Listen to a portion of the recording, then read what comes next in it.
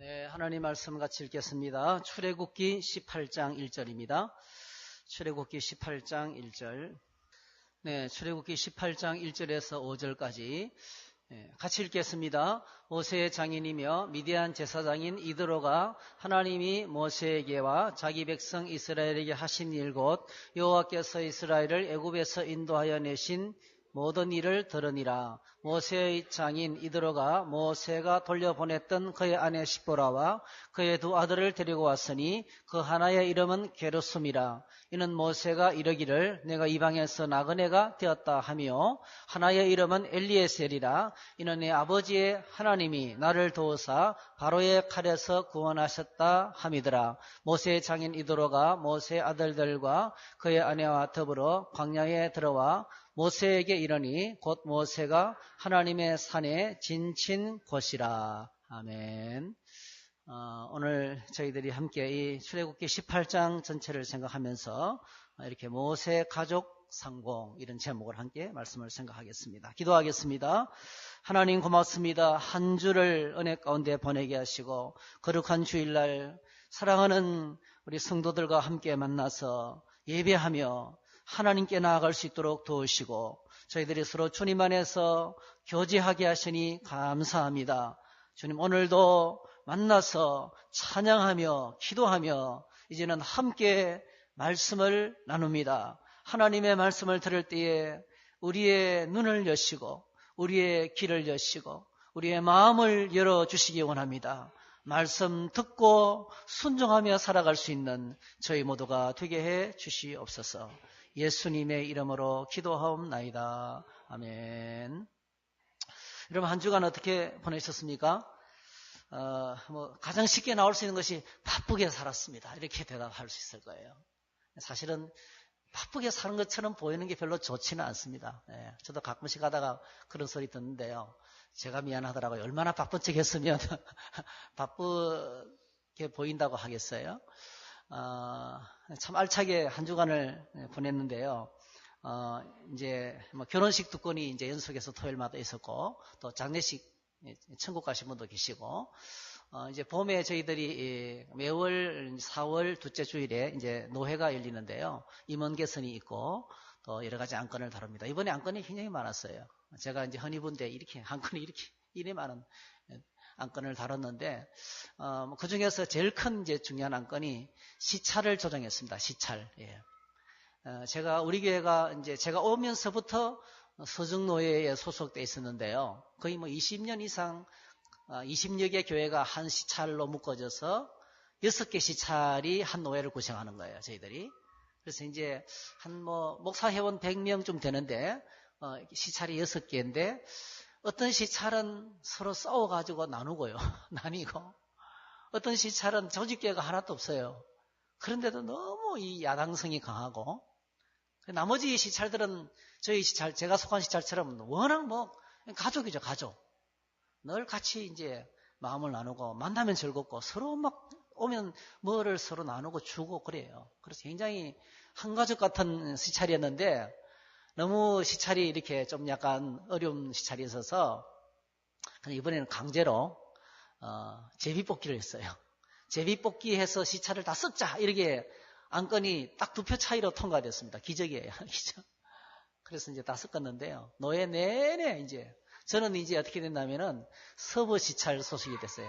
그래서 6개 시찰을 4개 시찰로 나누는데 저희 교회가 대한예수교 장로회 합동처, 그 다음에 서중노회 서부 시찰회 소속이에요. 그렇게 알고 계시면 되겠어요. 노예 내내 이야기가 바로 그거예요. 어느 시찰 됐느냐고, 어느 시찰 됐느냐고. 제비뽑기 했으니까. 그래서 4개 시찰로 이제 나누었습니다. 그래서 정치 색깔을 없애고, 이제 가끔씩 가다 섞자 이렇게 이야기 됐어요. 그래서 섞어서 전체가 다 교류하는 그런 노예를 가졌습니다. 참 제 마음속에는, 같이 이 가족 같은 이런, 모임, 목사님들 만남이었는데, 저희들은 서운하죠. 굉장히, 이렇게 떨어지게 돼서 서운하지만은, 노예 전체의 발전을 위해서 필요한 것이라고 생각합니다. 두 번째 큰 일은 이제, 여러 가지 일이 있었지만은, 토요일이 저희 어머니 생신이라서, 식구들이 모였는데요. 뭐 일정들이 빠듯했죠. 금요일날 제자훈련 어성경 또 제자훈련 오전에 하고 일주일 정리하니까 오후 3시더라고요. 그래서 오후 3시에 출발해서 밀양 가서 저녁같이 먹고 돌아오니까 한 1시 좀 지났어요. 새벽 1시쯤 지났어요. 근데 설 같은 명절에도 다 모일 수 없는 가족들이 다 모인 거예요. 브라질에 있다가 온 동생도 왔고요. 이제 파주 쪽으로 이사를 갔어요. 예. 또 재수 씨가 이제 브라질 사람인데 아직도 문화적으로 적응이 안 돼. 저희들은 우리가 힘들어요. 너무 문화 차이가 나니까. 그리고 이제 뭐 동생들이 거의 다 모이고 가족들이 거의 다 모여서 같이 밥 한 끼 같이 먹고 올라왔는데 이렇게 모임을 갖고 올라오면 피곤하지를 않아요. 아주 마음이 흐뭇하고 즐거운 그런 상태가 됩니다. 가족은 함께 살라고 가족이 되었죠. 그런데 오늘 우리가 이 현대를 보면 이 엄청난 일 때문에 여러 가지 사건들 이유 때문에 가족이지만은 헤어져서 살아가는 사람들이 많습니다. 뭐 대표적으로 기러기 아빠 같은 경우 직장 때문에 떨어져 있다가 가끔씩 만나는 가족들도 있고요. 여러분 영화 가운데 그 영화 한번 보시면 좋겠어요. 참 좋은 가족 영화 중에 하나인데요. 대통령의 연인이라는 영화가 있어요. 대통령의 부인이 어느 날 갑자기 이제 암으로 세상을 떠나고 수년이 흘렀습니다. 혼자서 업무 처리를 하는 거죠. 아침에 눈을 떠서 저녁에 잠잘 때까지 뭐 몇 분 단위로 쉴 새 없는 스케줄이 꽉 차고 결제해야 될 엄청난 서류, 보고받아야 될 엄청난 사건들, 그리고 또 회의들, 중요한 결정을 내리는 결정들, 이런 것들이 뭐 꽉 차 있는 거죠. 하루가 어떻게 지나는지, 뭐 어떤 정책을 시행하면 뭐 잘했다 못했다 여론부터 시작해가지고 그 엄청난 일을 진행해 나가는데 이러다 보니까 하나밖에 없는 딸을 돌볼 여유가 잘 없는 거예요. 그래서 자연스럽게 그 백악관을 출입하는 여기자가 이 대통령의 집에 딸아이의 숙제를 해주기 시작합니다. 그러다가 이제 집안에 자주 오니까 어떻게 되죠? 남자와 여자가 자주 만나면 대통령이지만은 사랑이 생기잖아요. 그래서 여기자를 사랑하게 되고 이것이 이제 정적들에게 노출되어 가지고 뭐 엄청난 공격을 받습니다. 그래서 재선을 향해서 굉장히 어려운 고비를 넘기는데 놀랍게도 이거를 지켜보는 국민들은 대통령을 아주 좋아합니다. 왜? 너무나 인간적이고 너무나 인간적인 그 대통령의 모습 속에서 마음을 많이 줘서 뭐 그런 내용들이 대통령의 연인이라는 그 영화의 내용입니다. 여러분 일이 많다는 것은 축복이죠. 오늘 저와 여러분들이 일이 꽉 차 있다는 것은 축복입니다. 제일 어려운 것이 일이 없으면 참 어렵습니다. 그래서 열심히 교회 일을 섬기시고 직장에서 열심히 일하시고 바쁜 가운데서도 시간을 쪼개서 섬기시는 분들 참 복된 인생입니다. 여러분 주님 안에서 복된 인생을 살기를 축복합니다. 일 안에 복이 있어요. 해야 할 일이 많다는 것은 축복입니다. 그것이 가정일이든지 직장일이든지 교회일이든지 어떤 일이든지 그 일이 참 좋은 거예요. 그래서 일 열심히 하시는 분들의 마음속에 자산가처럼 노는 말이 있어요. 나 죽을 때까지 일할 거야. 그 말. 저도 가끔씩 그런 말이에요. 나 죽을 때까지 일할 거야. 왜냐하면 일 속에 기쁨이 있거든요. 일은 반드시 그 결과가 있어요. 힘들지만 기쁨을 주고 소득을 주고 우리에게 정상적인 삶을 가능하게 합니다. 노동은 삶의 기초입니다. 노동은 하나님이 주신 축복이에요. 그래서 여러분 언급했지만은 노동은 하나님이 인간을 만들기 전에 이미 계획했어요. 땅을 갈 사람, 이 간다는 단어 아바드. 이 아바드라는 단어가 통치한다는 뜻도 있지만은 노동한다는 노동이라는 단어의 원어입니다. 원어. 땅을 간다. 그러니까 하나님이 인간을 만들기 전에 사람을 만들고 이 땅을 해서 노동을 시키려고 일시키시려고 이미 계획을 하셨어요. 일은요 하나님 창세 전에 하나님 마음속에 있는 계획입니다. 그래서 노동은 신성한 거죠. 노동의 영성이 있습니다. 노동의 영성. 노동 속에 하나님과 만나서 교통하고 땀 흘리는 자의 속에 오는 기쁨이 있어요. 주님과 교통하는 기쁨이 있습니다. 그리고 2장 15절에도 에덴 동산에서 경작하게 하셨다. 이런 인류가 타락하기 전에 이미 하나님께서 아담과 하와에게 일을 주셨다는 축복으로서 일을 이제 소개하고 있고, 물론 1장 28절에도 생육하고 번성하고 땅에 충만하라 이렇게 했어요. 그런데 여러분 아시잖아요. 일에는 중독성이 있습니다. 일밖에 모르는 사람 무섭습니다. 일은 축복인 동시에 그게 위험이 있다는 거예요. 적당한 선에서 컨트롤되지 않으면 정말 일밖에 모르는 일 중독자가 된다는 거예요. 우리게 어떤 집사님들 그런 분들 꽤 많이 봤어요. 주일날 예배당에만 앉아있지만 일 생각밖에 없는 거예요. 그래서 요거 빨리 예배 드리고 직장에 가는 거예요. 직장에 가서 출근할 필요가 없지만 가서 앉아있어야 마음이 놓인대요. 중독된 겁니다. 중독. 그런 분들이 많았습니다. 과거에. 그래서 하나님께서 이 일 중독, 이 일이 주는 무서운 중독성에서부터 우리를 보호하시고 또 하나님이 원하시는 것은 일밖에 모르는 사람을 원하지 않으시기 때문에 우리에게 안식일을 허락하신 겁니다. 그래서 창세기 2장 3절에 하나님이 일곱째 날을 복되게 하사 거룩하게 하셨으니 이는 하나님이 그 창조하시며 만드시던 모든 일을 마치고 그날에 안식하셨음이라 했어요. 안식일을 주셨습니다. 그래서 오늘 저와 여러분들이 이 거룩한 주일을 지켜주신 것은 하나님의 복인 줄 믿습니다. 이 날을 거룩하게 하시고, 이 말은 거룩하다는 것은 하나님을 위해서 떼놓았다는 거죠. 거룩이라는 것은 하나님을 위해서 떼놓았다는 겁니다. 여러분, 강대상이 똑같은 나무로 만든 가구예요. 근데 하나님을 위해서 쓰여지기 때문에 성구입니다. 예. 성구. 여러분들이 다 똑같은 사람들이에요. 세상 살기. 그런데 하나님께서 구별되어서 하나님 백성 삼으셨기 때문에 성도가 됩니다. 성도. 거룩한 하나님의 백성이 된 겁니다. 하나님을 위해서 이 일요일을 예배하는 날로 온종일 주님을 섬기는 날로 따로 떼놓은 겁니다. 그래서 여러분 주일날 딴 일 계획하시면 안 돼요. 일하지 않으셔도 하나님께서 행복하게 살아갈 수 있도록 복을 주신 날입니다. 여러분 안식의 복을 누리시기를 축복합니다. 안식. 그래서 일로부터 우리를 보호하셨어요. 여러분 하나님께서 모세를 부르셔서 그에게 일을 맡기셨는데 언제부터 본격적으로 일을 맡기셨습니까? 80세. 80세에 모세에게 일을 맡겼습니다. 하나님께서 모세에게 맡기신 일은 아주 특별한 일이었습니다. 특별한 일. 딴 게 아니고 뭐죠? 출애굽기 3장에 하나님께서 호렙산 떨기나무 가운데서 모세를 부르셨을 때 거기에 맡기신 일은 그냥 보통 일이 아니었어요. 가서 애굽에 내려가서 에집트로 내려가서 그가 도망쳤던 그 세계 최강의 제국 속에 들어가가지고 노예살이를 하고 있는 이스라엘 수백만 명을 구출해내는 것이었습니다. 아니 탱크도 주지 않고 군대도 주지 않고 어떤 전략도 주시지 않고 그냥 혼자서 가서 구해내라 이 말을 했습니다. 네가 적임자다 했겠어요. 모세는 40년 동안 광야 생활하면서 나이가 80이 되기까지 끝없이 혼자서 자기 연민 속에 빠져 있었겠죠. 여러분 이 모세 같은 기질의 사람이요. 자기가 하고자 하던 일을 못하면 이런 나르시시즘에 빠지는 거예요. 자기 연민에 빠지는 것입니다. 그래서 이 지나치게 거절하고 지나치게 자기를 비하하는 것 전부 다 뭐죠? 그 안에 상처가 가득한 거예요. 엄청난 상처가 그 속에 가득했던 거예요. 근데 하나님께서 일을 맡겨주셨습니다. 갑자기 나타나셔가지고 네가 일을 해야 된다. 예. 이제 가라. 이스라엘 자손의 부르짖음이 내게 달하고 애굽 사람이 그들을 괴롭히는 학대도 내가 보았으니 이제 내가 너를 바로에게 보낸다. 너는 내 백성을 이끌어내라 애굽에서. 이 큰 일을 맡기십니다. 보통 일이 아니죠. 이런 일을 맡겼을 때 모세가 5번이나 거절합니다. 저는 무능합니다. 저는 자격이 없습니다. 영적으로 미성숙합니다. 하나님이 누군지도 모릅니다.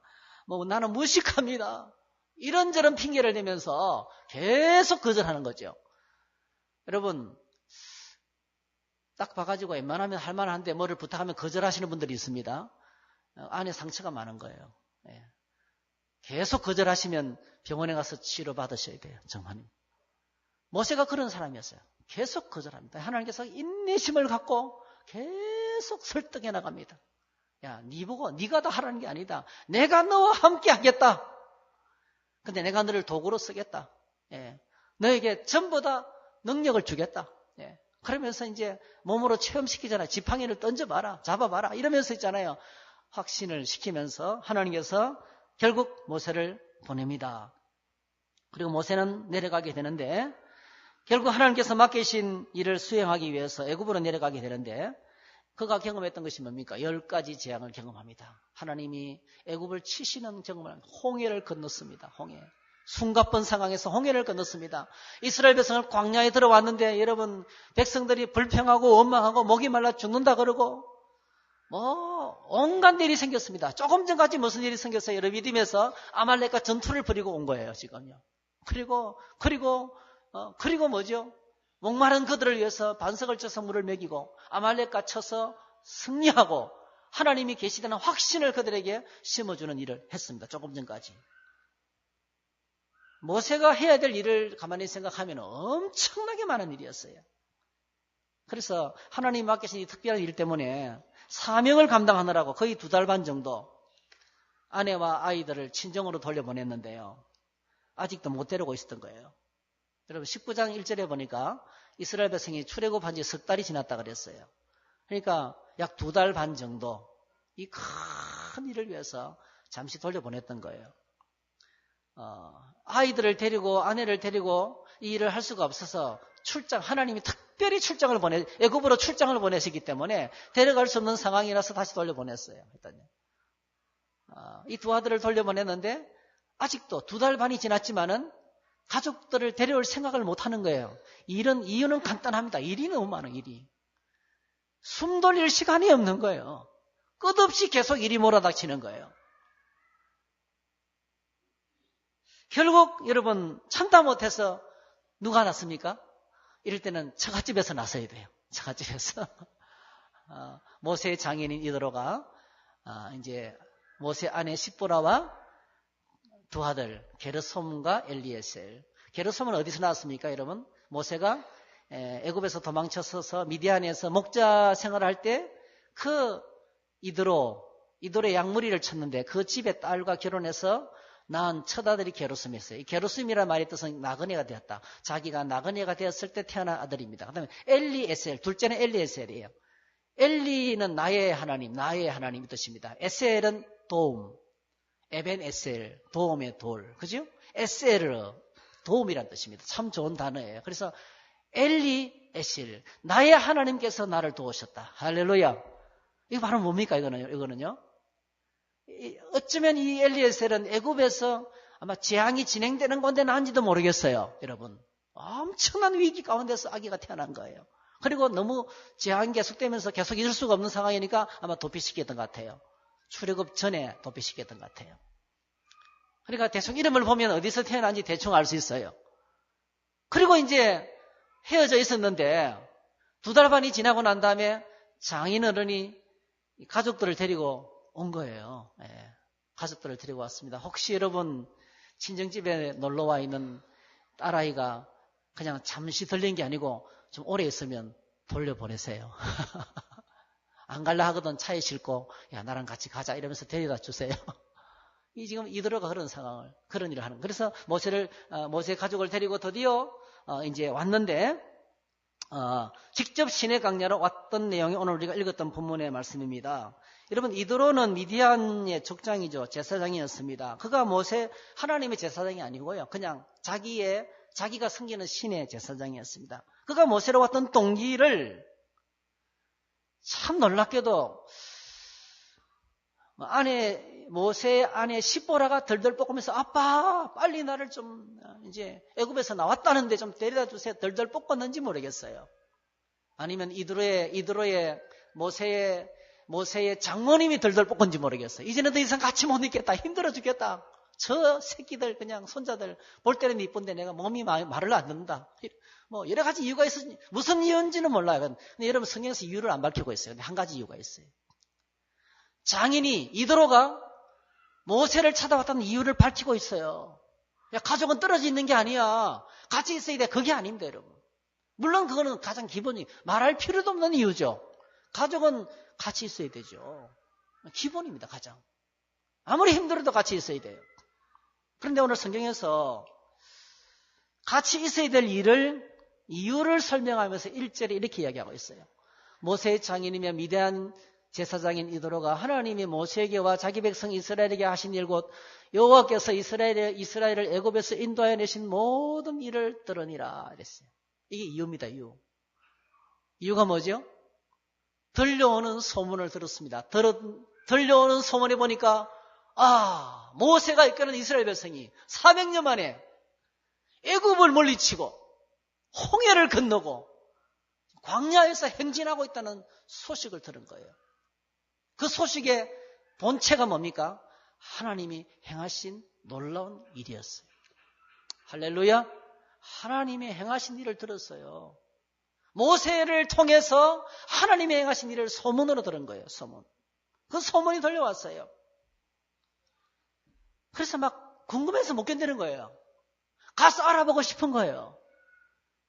가족들이 만나야 되지만 빨리 가보고 싶은 거예요. 빨리 가보고 싶은 거예요. 오늘 저와 여러분의 생각 가운데 이런 일이 나기를 주의 이름으로 축복합니다. 내 안에 하나님이 행하신 일이 많을 때, 우리 교회 안에 하나님이 행하신 일이 있을 때, 우리의 공동체 안에서 하나님이 행하신 일이 있을 때, 그 소문이 들려나가면 사람들이 오고 싶어집니다. 도대체 어떤 것인지 알아보고 싶어지는 거예요. 소문을 잘 내셔야 됩니다. 그래서 이 모세의 장인 이도로가 모세를 만나서 모세가 바로 이 궁금증을 풀어줍니다. 그래서 내용이 뭐 가족을 만나서 얼싸안고 울었다 그런 내용은 하나도 없어요. 그렇죠? 2달 반 만에 만나는데 어떻게 만났다, 뭐 불고기 파티를 벌렸다, 뭐 회를 시켜서 먹었다 이런 게 없습니다. 그냥 이런 이야기를 기록하고 있는 거예요. 7절에 보니까 모세가 나가서 그의 장인을 맞아 절하고 그에게 입 맞추고 그들이 서로 문안하고 함께 장막에 들어가서 8절 같이 읽습니다. 시작. 모세가 여호와께서 이스라엘을 위하여 바로와 애굽 사람에게 행하신 모든 일과 길에서 그들이 당한 모든 고난과 여호와께서 그들을 구원하신 일을 다 그 장인에게 말하매. 모세가 만나자마자 무슨 이야기를 합니까? 하나님이 행하신 일을 또 이야기합니다. 하나님이 행하신 일.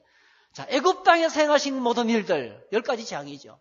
10가지 재앙으로 치시고 그 6월절 밤 마지막 날에 애굽에 있는 모든 초태생과 장자를 다 죽이시고 그리고 해방되던 그 순간을 뭐 그냥 말했겠어요. 그걸 직접 경험했던 사람들이니까 정말 뭐 흥분했겠죠. 여러분, 내가 경험한 일들은 흥분이 됩니다. 이번에 밀양에 내려가서 저희 어머니에게 이야기하다가 어머니가 한 일을 하면서 그 중에 하나가 제가 질문을 탁 던졌어요. 어머니, 고기, 무거운 고기 들다가 허리 나가는 그 청년 요즘도 잘 있어 이래 했거든요. 여러분, 무거운 그 생선 가게에서 무거운 고기를 들다가 고기를 탁 들다가 허리가 딱 부러졌는데 9년 동안 누워 있은 거예요. 9년 동안 못 일어나고. 얼마나 구절마했던지요. 재산을 다 날려버렸어요. 아무것도 없는 이 아들을 살리려고 이렇게 하려고 그냥 재산을 다 날린 거예요. 그래서 제가 그 이야기 좀 해다 했더니 어머니 신이 났어요. 새벽에 나가서 기도하고 그 이야기를 듣고 달려가서 했더니 입에서 말이 나오는데 왜 이렇게 있느냐고 말이지. 당신들이 교회를 나가면 하나님께서 벌떡 이렇게 주실 건데 그냥 그 말을 하고 왔대요. 그랬더니 그 어머니가요. 아들이 일어난다면 내가 무엇이든지 하겠다고. 그래가지고 교회를 오는데 그냥 오지 않고요. 덜에서 나무를 캐서 그걸 나무를 팔아가지고 3,000원, 4,000원씩 헌금을 하면서 예배를 드리는 거예요. 2년 만에 벌떡 일어났어요. 할렐루야. 2년인가 하여튼 벌떡 일어났어요. 그래서 인력 회사를 차려서 지금 장사가 잘 되고 있어요. 그 이야기 저희 어머니한테 들으니까 아주 막 생생하더라고요. 그게 막 터졌어요. 이제 대화문이 터졌어요. 수답을 못 시키는 거예요. 여러분, 그거죠. 오늘 저와 여러분들이 삶 가운데서 말씀 붙들고 승리하고 하나님이 이루시는 것을 보고 경험하면 그냥 터지는 거예요. 그냥 내 안에서 이야기가 흘러 넘치는 거예요. 하나님의 이야기가 가득하기를 축복합니다. 그냥 흘러나오는 거예요. 모세가 지금 그 이야기 하는 겁니다. 8절에 간단하게 말했지만은요. 여호와께서 이스라엘을 위하여 바로와 애굽 사람들이 행하신 모든 일과 그 다음에 홍해를 건너고 광야길을 지나오는데 어떤 이야기를 합니까? 그들이 당한 모든 고난과. 오늘 저와 여러분들이 인생에 할 이야기가 많은데 우리의 삶이 고통스럽습니다.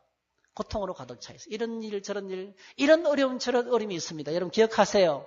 하나님의 어려운 일을 주시는 것은 우리에게 할 이야기를 많이 주시기 위함인 겁니다. 할렐루야. 하나님이 구원하시고 기도에 응답하시고 선물을 단물로 바꾸시고 손을 들면 원수를 이기고 이런 그냥 어디서 들을 수 있는 역사 가운데 들을 수 있는 교과서에서 들을 수 있는 이야기가 아니고 하나님 안에서만 일어날 수 있는 기적의 이야기들을 경험하게 되는 것입니다. 힘든 일을 만나실 때 이렇게 생각하세요. 하나님께서 지금 또 내 삶에 His story, 하나님이 이야기를 써가시는구나. 그렇게 생각하시면 돼요. 또 할 말을 주시네. 또 경험을 주시네. 은혜를 주시네. 그 힘든 어려운 가운데 기도하면서 주님이 나오면 반드시 하나님께서 모든 고난 가운데 하나님이 구원하신 일을 말하게 될 줄 믿습니다. 그 이야기를 털어놓았던 거예요.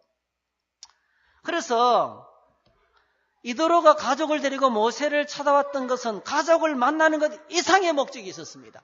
빨리 만나고 싶었는데 그 이유가 분명한 거예요. 하나님이 하신 소문을 들었기 때문입니다. 하나님이 하신 소문. 하나님이 하시는 일의 소문. 이걸 성경은 이렇게 이야기합니다. 여러 가지 방식으로 표현하는데 그것을 좋은 소식이다. 좋은 소식이다.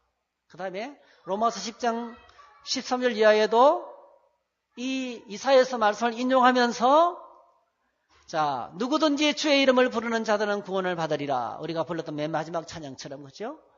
누구든지 주의 이름을 부르는 자는 구원을 받는다. 어떤 사람이든지 구원을 받는다. 그런데 듣고 주님의 이름을 부르기 위해서는 뭐가 필요합니까? 그분을 믿는 게 필요하고 그분을 만나는 게 필요한데 그 만남의 과정에서 반드시 필요한 것이 하나님의 말씀. 좋은 소식을 들어요. 좋은 소식. 좋은 소식을 먼저 들어야 되는. 그래서 17절 그러므로 믿음은 들으면서 나고 들으면 그리스도의 말씀으로 말미암는다. 오늘 이도로가 모세에 가는 소문을 들었어요. 그래서 가보고 싶었던 거예요.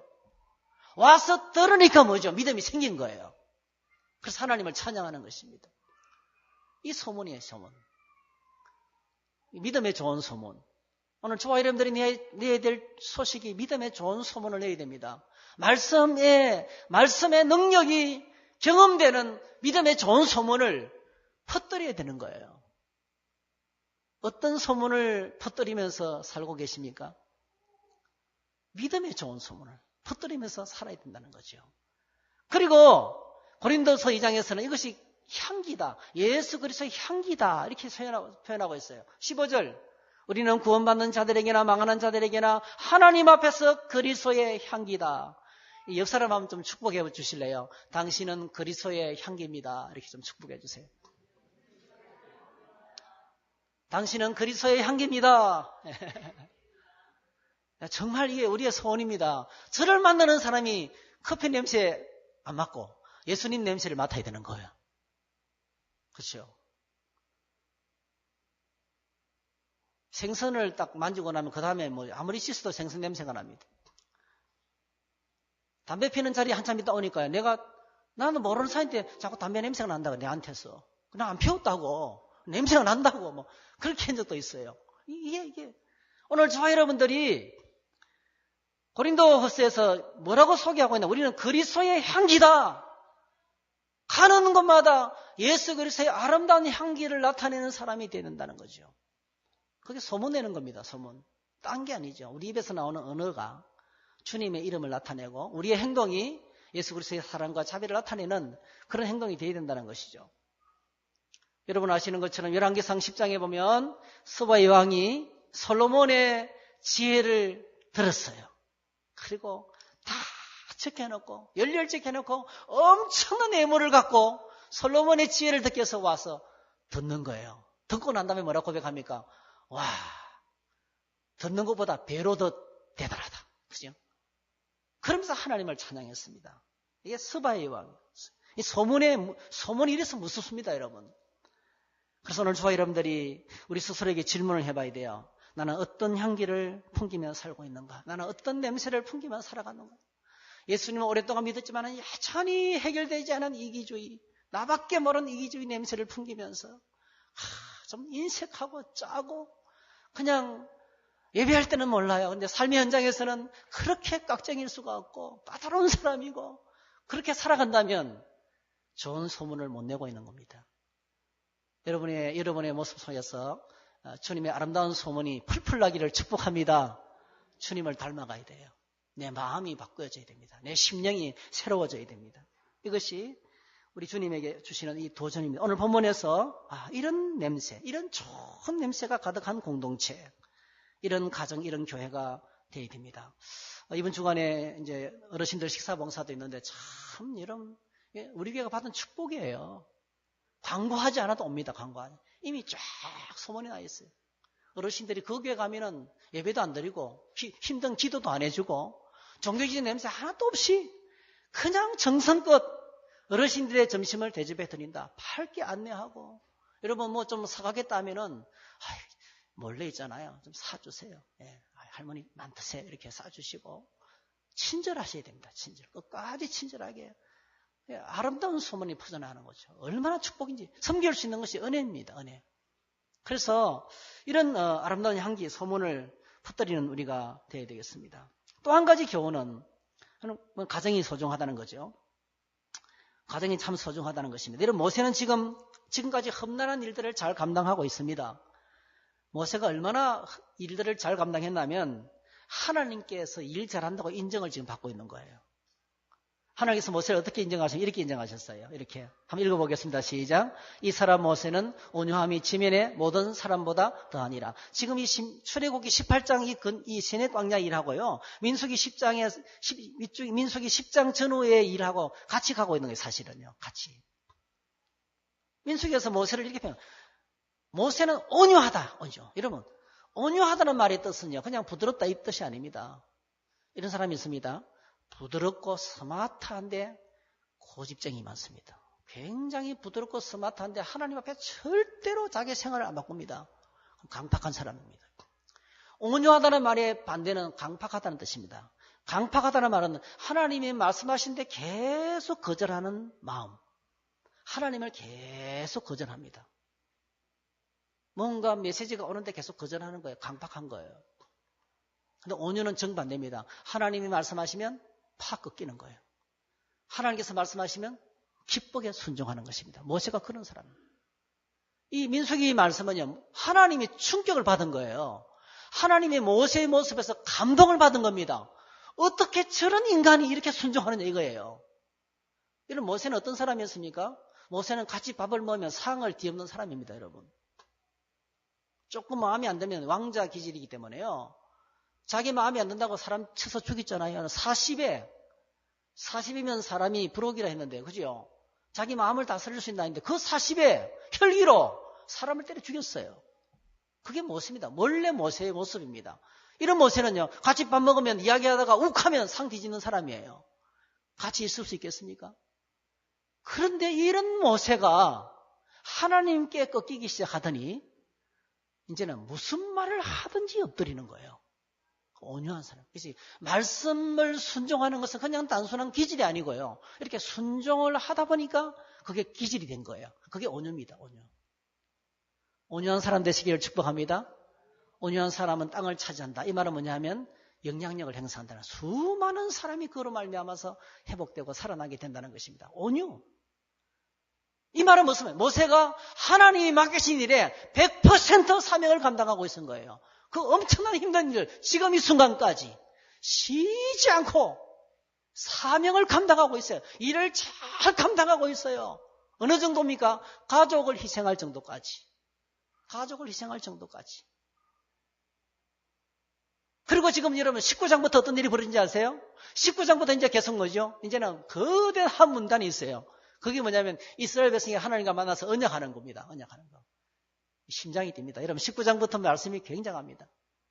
하나님이 직접 나타나 자기를 보이시는 거예요. 큰 일을 두고 있습니다, 여러분. 그런데 이 큰 일을 두고 있는 이 일 앞에 하나님께서 이도를 등장시켜가지고 모세 가족 이야기를 하고 있는 거예요. 가족사.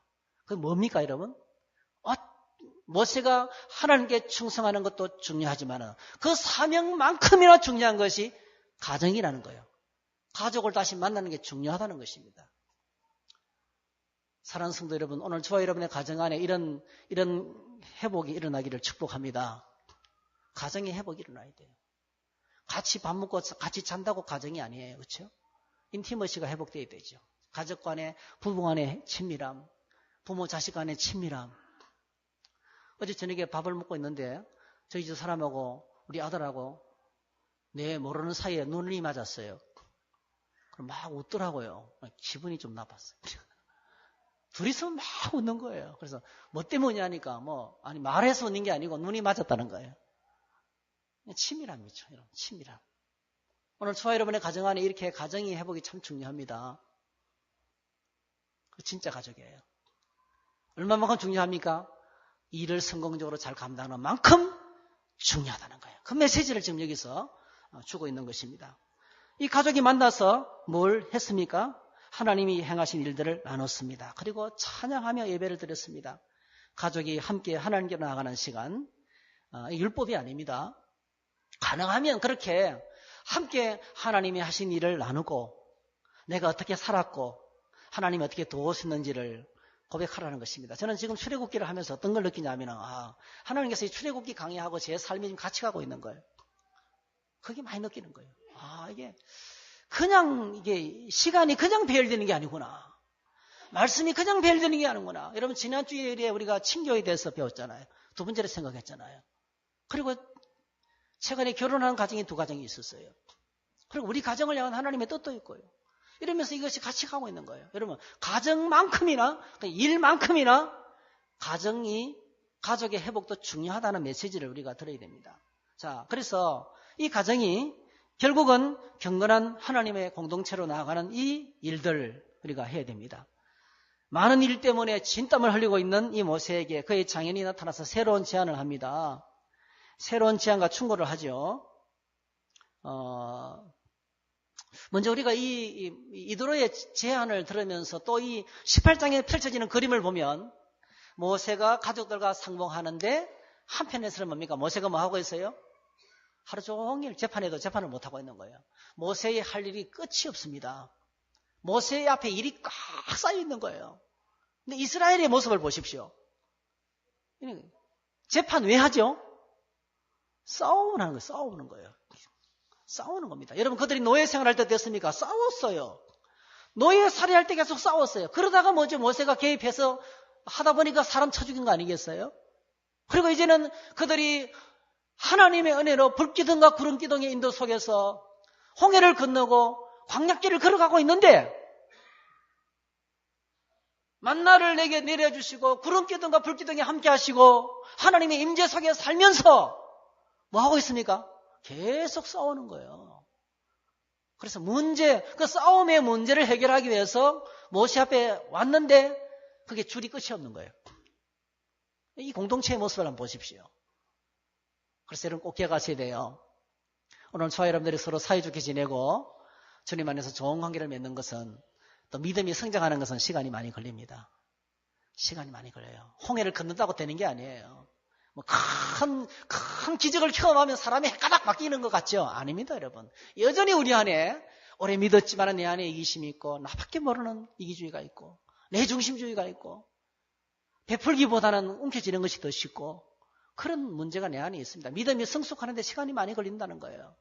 그래서 저는 이걸 보면서 어떻게 하나님의 임재 가운데 만나를 먹으면서 공짜로 맨날 먹으면서 그리고 하나님이 원수를 물리쳐 주시고 지금 갈 길을 인도하고 계시잖아요. 지금 그 임재 속에 살면서 이렇게 서로 이웃들끼리 서로 다투고 애들 일 때문에 부모들이 싸우고 그러다가 멍들고 그래서 뭐지 해결 안 되니까 모세 앞에 지금 나와 있는 거예요. 그 나와 있는 것이 줄이 끝이 안 보이는 거예요. 그래서 이 신앙은 오래 걸린다. 그래서 여러분 저분 왜 저럴까 그렇게 하지 마세요. 시간이 많이 걸립니다. 믿음에 성숙해 하나님을 알아가는데 시간이 많이 걸립니다. 그것이 우리의 영적인 사역에 아주 중요한.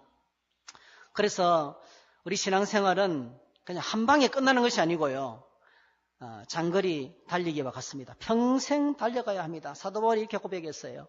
나의 달려갈 길과 나는 선한 싸움을 싸우고 나의 달려갈 길을 마치고 믿음을 지켰으니 이랬어요. 그러니까 한평생 끝없이 계속해서 주님 바라보고 달려가야 될 것이 신앙생활이다. 무슨 일이든지 시간이 많이 필요하고 익숙해질 때까지 반복해야 합니다. 연습을 해야 됩니다. 하다 보면 눈 감고도 하게 돼요. 제가 운전 처음 할 때 차를 몰고 나갔는데 부산 성주 수원지까지 차를 몰고 나갔는데 세상에 빠꾸를 못 하겠네. 차를 못 돌리겠는 거예요. 난리치더라고. 제가 화를 내서 니는 처음에 안 그랬나 그랬어요. 그래도 기죽을 필요가 없어요. 그랬던 저였는데 요즘은 뭐 차가 내 몸처럼 느껴지잖아요. 그죠? 운전하다 보면 차가 내 몸처럼 여겨져요. 아무리 좁은 골목이라도 겨우 비집고 나가는데 나갈 수 있겠다 판단이 오잖아요. 그래서 싹 비껴나가잖아요. 그건 딴 거 아니에요. 연습입니다. 연습. 경건생활도 마찬가지, 말씀생활도 마찬가지입니다. 말씀생활, 기도생활, 예배생활, 헌금생활, 전도, 봉사 막막하게 여겨질 수 있어요. 그럼 꼭 기억하셔야 돼요. 연습하면 안 되는 게 없습니다. 끝없이 계속 연습했어요. 말씀 묵상 지난달에 실패했어도 또 도전하세요. 성경 읽기 지금까지 먼지 쌓인 성경책을 놓고 살아도 관계없습니다. 여러분. 또다시 시작하면 됩니다. 다시 또 시작하셔야 돼요. 연습을 하셔야 됩니다. 계속 연습하다 보면 하나님께서 은혜를 주시는 것입니다. 그래서 이드로가 모세에게 하는 충고는 어떤 것이었습니까? 이드로가 와가지고 충고를 하는데 일이 너무 많다. 너 이러다가 장인어른이 서희한테 충고하는 거지. 너 이러다가 너 제명에 못 산다 이 말이에요. 일이 너무 많아가지고. 너 이러다가 제명에 못 살아. 그러니까 지혜롭게 해. 이러면서 이제 들려주는 것이 1000부장, 100부장, 50부장, 10부장 지도자를 세워서 일을 맡기라는 겁니다. 이렇게 추천한 이유는 딱 간단합니다. 첫 번째로 효과적으로 업무를 감당하기 위해서 일을 분산시키라는 거예요. 두 번째로는 혼자 다 알려 하지 말고 그 다음에 두 번째로는 이미 세상에서는 다 그렇게 하고 있다는 거예요. 다른 나라 다 그렇게 하고 있다는 전부 다 장관들을 세워서 일을 하지 당신 혼자 하는 사람 없다는 겁니다. 근데 여러분 모세가 이렇게 홀로 감당해 오던 이유가 있습니다. 오늘 본문을 잘 보면 우리가 중요한 것을 발견할 수 있는데 출애굽기 18장 16절 같이 읽습니다. 시작. 그들이 일이 있으면 내게로 오나니 내가 그 양쪽을 재판하여 하나님의 율례와 법도를 알게 하나이다. 재판의 목적이 아니에요. 모세가 지금 뭘 하고 있습니까? 문제가 생겨서 오는 사람 오면 전부 다 뭐죠? 하나님의 말씀을 가르치는 거예요. 한 사람 한 사람 붙들고 성경을 가르치는 것입니다. 그래서 모세가 이 일을 다른 사람에게 못 맡기는 거예요. 이들과 충고합니다. 하나님의 말씀과 법도를 사람들에게 지도자들에게 가르쳐서 그들에게 하게 하라는 거예요. 근데 여러분 굉장히 지혜롭고 똑똑한 것처럼 보이지만은 뭔가 이게 자기 안에 다 차질 않는 거예요. 제가 한 가지를 생각했습니다. 여러분 제자훈련은 절대로 대량 생산이 안 된다는 겁니다. 제자훈련은 한 사람이 신앙이 잘하고 믿음이 잘하는 데는 대량 생산이 안 된다는 거예요. 한꺼번에 주일 설교 한번 딱 하면 주님의 제자가 되는 게 아니란 말이에요. 이건 개인적인 관심이 필요합니다. 여러분. 한 사람 한 사람 붙들고 말씀 가르쳐야 돼요. 한 사람 한 사람에게 다가가서 관심을 가져야 돼요. 그게 목회입니다. 여러분. 모이자고 선포해놓고 모이자 해놓고 잘 안 나오죠. 개인적으로 다 전화해야 됩니다. 다 연락을 하지 않으면 안 모입니다, 여러분. 그러놓고 하기 힘들다라고 내팽개 칠 수도 없는 거예요. 모세가 지금 이 일을 왜 미련스럽게 하고 있었냐면은 한 사람 한 사람 붙들고 하나님의 율례와 법도를 깨닫게 하는 거죠. 그 일을 더디고 힘들지만 계속 하고 있는 거예요. 어떻게 보니까 이들어가 볼 때는 미련해 보이는 거죠.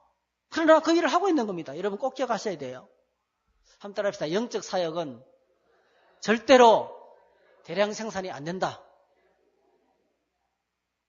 골로새서 1장에 이렇게 말씀하고 있습니다. 우리가 그를 전파하여 각 사람을 권하고 모든 지혜로 각 사람을 가르치면 각 사람을 그리스도 안에서 완전한 자로 세우려 함이니 이를 위하여 나도 내 속에서 능력으로 역사하시는 이 역사를 따라 힘을 다하여 수고하노라 했어요.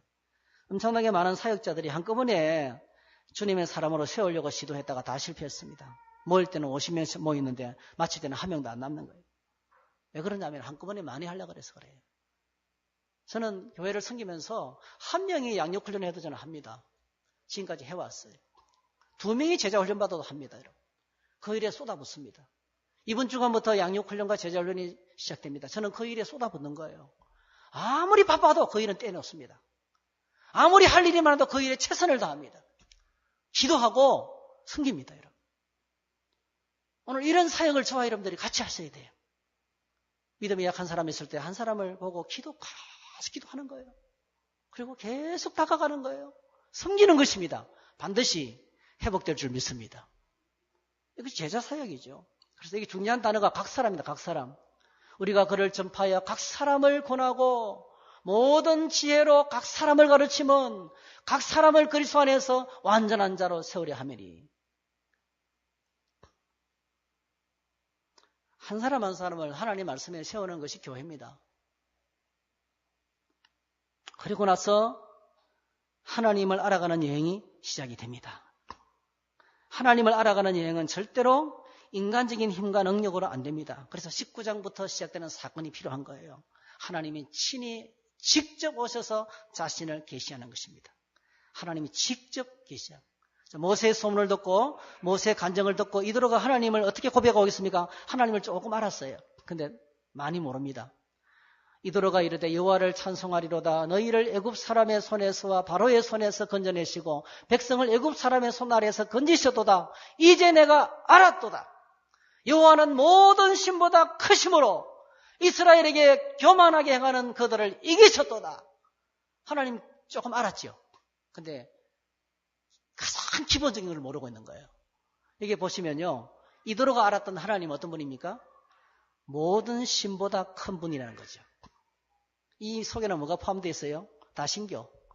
신들이 많은데 그중에 최고가 하나님이라는 거예요. 그게 아닙니다, 여러분. 성경이 말씀하고 있는 신과는 딱 하나입니다. 하나님은 유일한 분이십니다. 하나님은 한 분밖에 없습니다. 한 분밖에 없는 분이에요.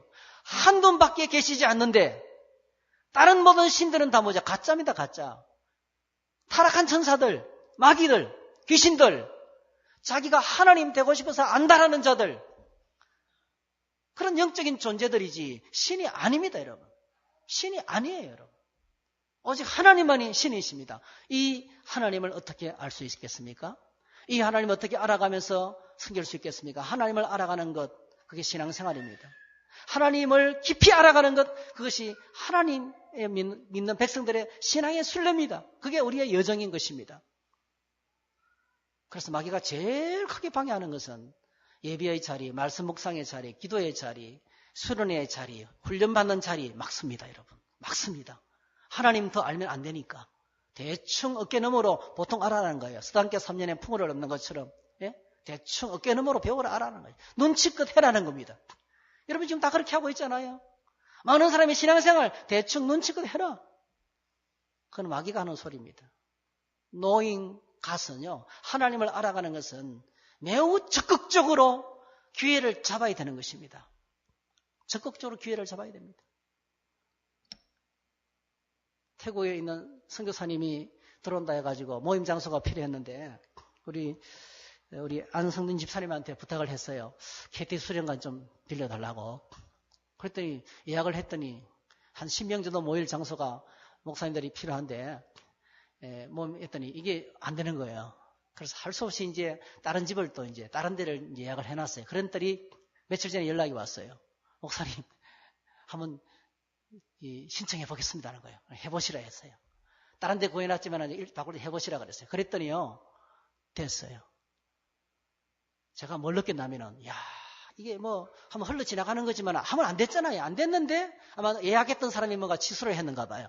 장소가 딱 집사님이 대기하고 기다리고 노리고 있었어요. 노리고 딱 노리고 뭐 기회만 나면 수시로 쳐다가보고 했더니 탁 기회를 잡았잖아요. 제가 그걸 보고 많이 깨달았습니다. 이게 신앙생활 이렇게 해야 되는구나. 신앙생활은 기회가 오면 잡아야 되는구나. 훈련받을 수 있는 기회, 은혜 받을 수 있는 기회, 적극적이어야 돼요. 그러면 잡습니다. 기회는 잡는 겁니다. 그러면 눈이 열립니다. 눈이 열리고 행복해지고 기쁨이 충만하게 되는 것입니다.